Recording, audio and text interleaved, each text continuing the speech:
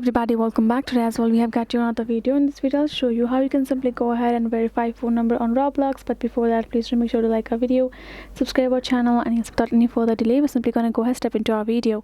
For the matter, first you have to access your Roblox on your mobile phone. Simply open it up.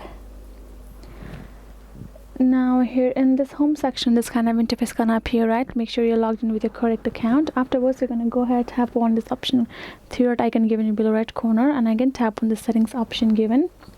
Now go ahead, tap on this account info tab on top, and then here in this section you can find this add phone number, and you can see this a phone number option here in this add phone number. Go ahead, tap on this add phone, and here you're going to enter your particular phone number, tap on this continue, and a code will be sent to you. Enter the particular one-time Roblox security code and your phone number will be simply be able to verify it just right over there. That is how you can simply do it. Hope this video was helpful to you all. Thank you so much for watching, and yes, I'll see you guys in our next video.